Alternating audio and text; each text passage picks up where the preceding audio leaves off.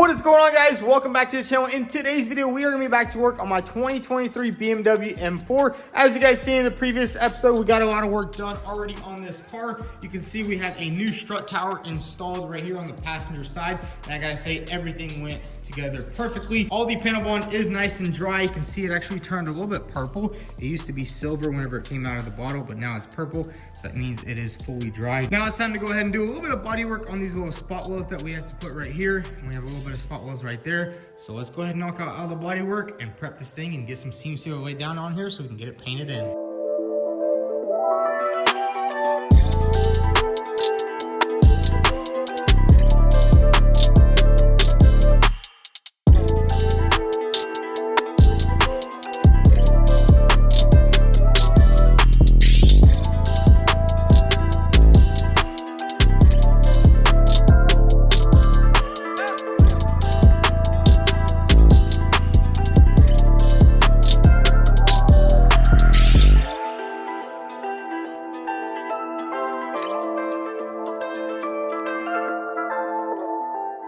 Check it out, we got everything nice and painted in. I gotta say, it turned out pretty good. I'm not too happy with the way it looks. I just had a lot of problems with the seam sealer. I redid it like 6 times, and then the 7th time I was like, I'm not redoing it, so I just sprayed it in. I mean, it turned out pretty good. You can see this seam is not the best, not the worst. I mean, it's gonna work. Most of the stuff gets hidden anyways. But anyways, let's go ahead and start reassembling all this stuff back here. We need to put this little fuse box back on, put all this stuff back on, put the brace back on, and there's just a lot of plastics and rerouting all of our wires.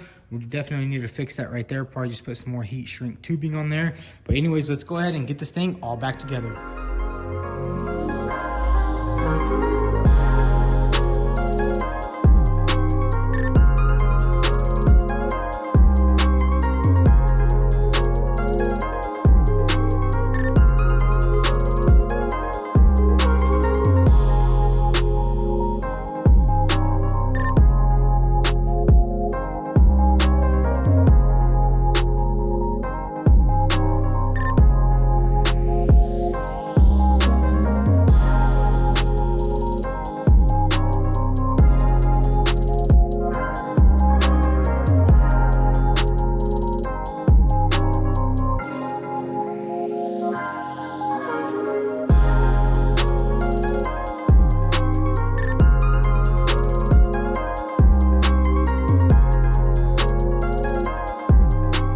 So check it out, we got the entire passenger side all back together, and I gotta say it turned out absolutely amazing. But we also went ahead and put some new heat shrink tubing on this little brace that was broken right there, or it's like a ground tip, and everything looks good here. All the seam sealer turned out really good actually. I wasn't too happy with it in the beginning, but that's just because there was nothing else on the car and it just looked a little weird. But now that we put all the wires, everything looks absolutely amazing. Now it's time to go ahead and dig further into this car. As you can see, we do have both of our ECUs. Now the problem is I don't know which one is actually from this car, which we will have to test in a little bit. I don't know, this one says 21-10-17, and then this one says 22-10-19. So I don't know if that's how, I don't know how they do the dates in Germany. Either this is from a 22, which would make sense because this car is a 23, and usually they make all the parts in 22 for the cars. So I think we're gonna start off with this ECU, put it in, test it, see if it will start. But before we can actually start this car, we do need to change some oil lines. We have one oil line right here. This is for the oil cooler up in the front, and it kind of goes far into the motor. So let's go ahead and lift this car up and see exactly how we can change this oil line out, because it goes in the front like this, and then it goes all the way up in there, which kind of sucks. It's gonna be a really tough job, but I think we got it covered. So let's go ahead and lift this BMW up in the air and see exactly how to replace it.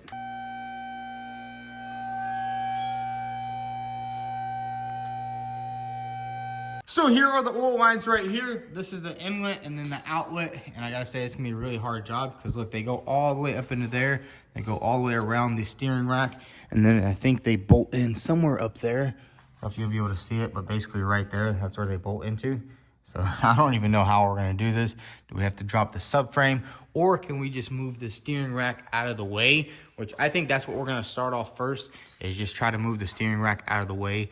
Maybe we can get access to those oil lines. If not, we might have to drop the subframe, which is gonna suck because there's so much stuff connected to the subframe and I really don't wanna be dropping it.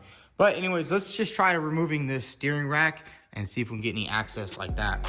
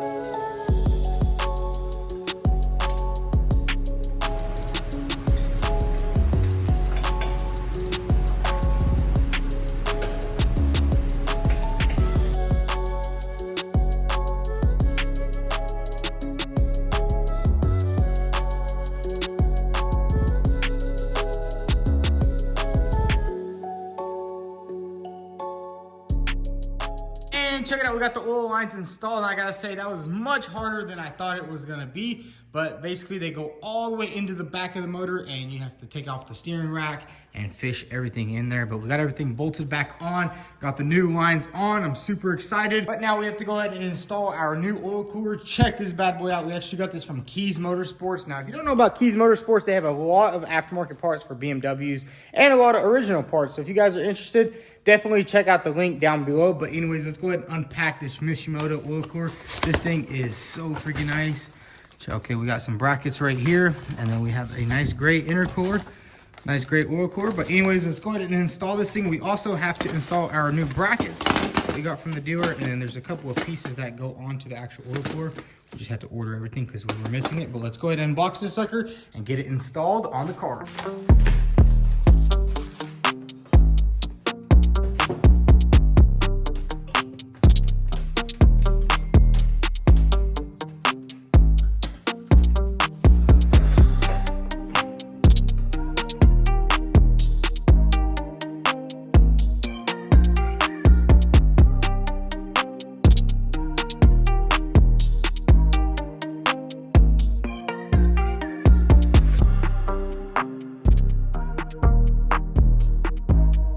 Check it out, we got our Mishimoto oil cooler all installed, and I gotta say, everything lined up perfectly. Now it's time to go ahead and reassemble this entire front end. We do have a front air intake right there. That's what we were missing last time. But anyways, let's go ahead and put all this stuff on. We can also put on our little auxiliary cooler that goes here on the side, and then I think we can fill this thing with some oil and some antifreeze and get this thing started up. So let's go ahead and reassemble this entire front end.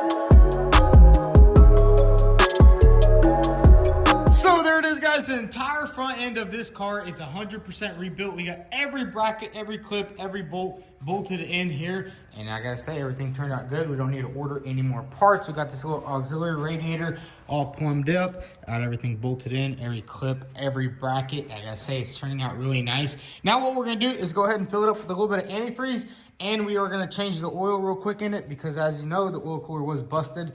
And I'm pretty sure a lot of oil did leak out. And there's probably only like 5 quarts left in there, maybe 4. We'll definitely see it in a little bit. But anyways, let's go ahead and grab this BMW antifreeze and fill this sucker up. I think only a little bit leaked out of the auxiliary radiator. And I'm hoping the actual radiator is good. I don't think anything did leak out of there. But anyways, let's go ahead and fill it up and see how much it takes.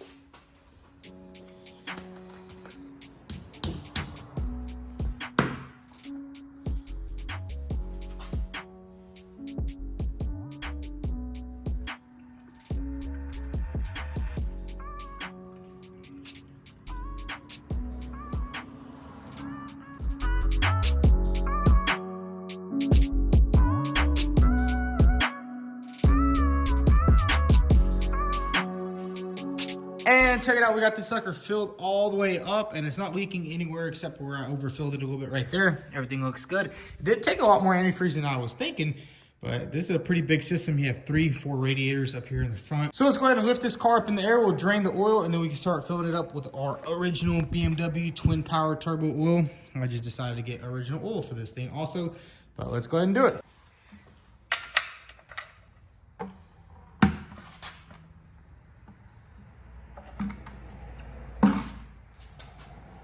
Well, we drained all the oil out, and I gotta say, not that much oil came out.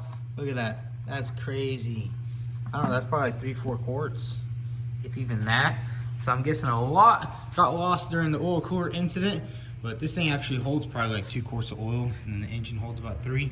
But anyways, let's go ahead and put this bolt back in and fill it up with some fresh oil.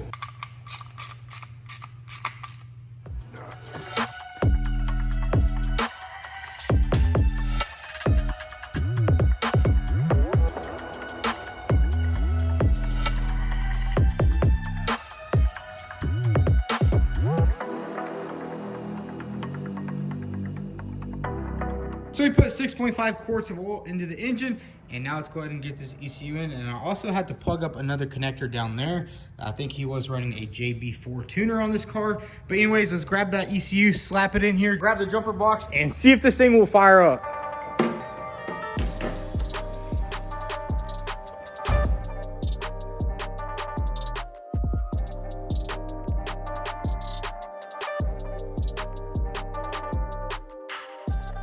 So I got the ECU and I gotta say there is like 20 plugs over here, but we got everything plugged up. Now it's time to go ahead and put the battery on this car, put the jumper box on it, and hopefully it will start. I didn't put the air intakes on because they were destroyed and I don't think anything's gonna go in there. We're gonna try starting it for like 2 seconds just to see if it'll turn over because this ECU might not be the right one. So let's go ahead and grab the jumper box and put it on this car and hopefully crank it up. All right, we got 60% on our Fantic jumper box and hopefully this thing will crank right up.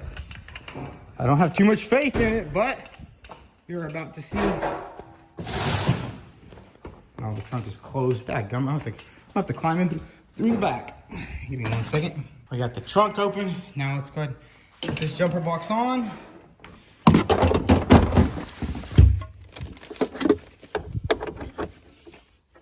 There we go.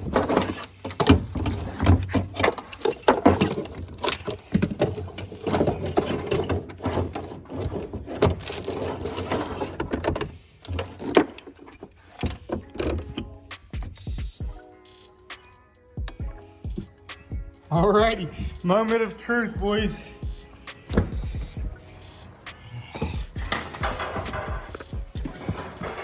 Ain't got no power. Car has no power. I don't know what's going on here. What the heck is going on here, mate?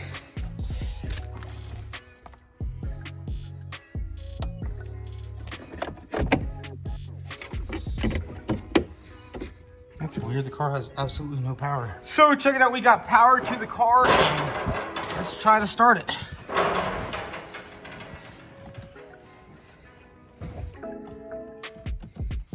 Vehicle key missing. So with the first ECU, the car does not want to turn over, and it was saying wrong key, but I'm gonna go ahead and put this other one in. I think I should have put this one in first because this is the one with the 22, but I kind of just got confused. But let's go ahead and swap out this DME, put it in there, and hopefully this one starts it.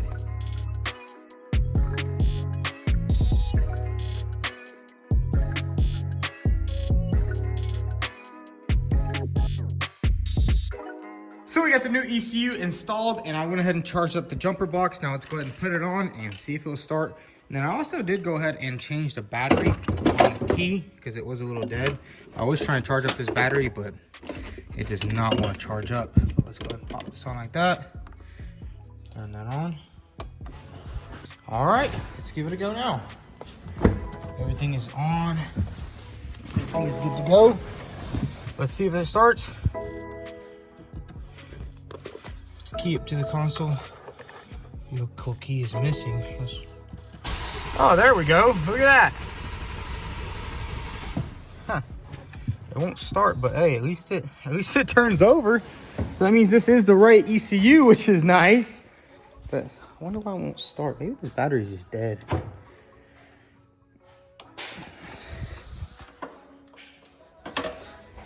What's going on with it? Everything turns on inside, but it just...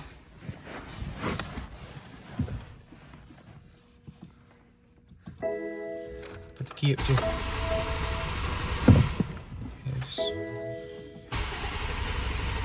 Come on! A lot of lights on. Turn all this off. Just keeps turning off. It's ridiculous, man.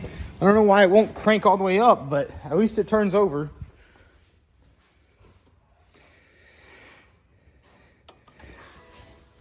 Let's put the maintainer on.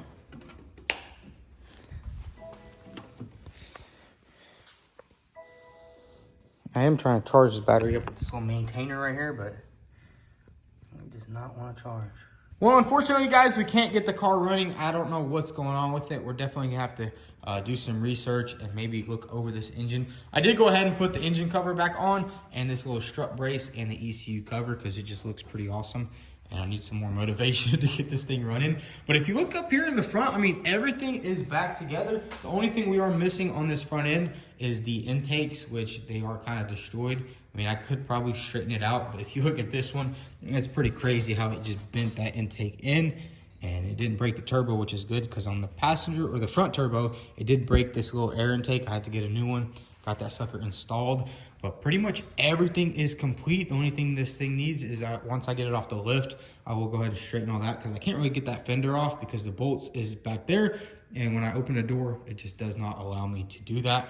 And we'll go ahead and repair that. And we are still waiting on the front strut. I had to order a new one because mine is a little bit bent. So that thing should be here in a couple of days.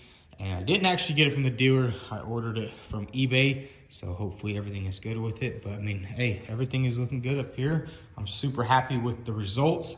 I just don't know why it doesn't want to start. I mean, maybe it could just be a dead battery and it doesn't want to start with that jumper box, or there's something else unplugged. Because I know the JB4 that the guy had installed, this front sensor was unplugged. I plugged it back in. I plugged in the sensor that goes down there. I also plugged in the turbo actuator, which, I mean, it should technically start without the turbo actuator. It should just throw a check engine light. I don't know why it's not starting. Maybe it has something to do with this suspension. Maybe something's off and it's just, you know, not letting it start. Or maybe it's one of the grounds, but we'll definitely have to do a lot of digging into that and hopefully try to fix that battery. But yeah, basically put some intakes in it. The whole front end is all complete. Everything came together nicely. And once we get the front suspension on, we can take this thing off the lift and start doing some body work. I am very excited to start on this rear quarter panel right here. As you can see, it is pretty bashed in. I have decent faith that it will just pull right out and we can just replace that lower section and bam, get it all bondoed out. But if it doesn't, we'll just end up replacing this quarter panel. I think at the dealer, they're like 1,500 bucks. I'm not sure if they have them in stock or we'll have to order one from Germany. I mean, not a lot of parts did have to come from Germany. The only thing that had to come from Germany is the airbag.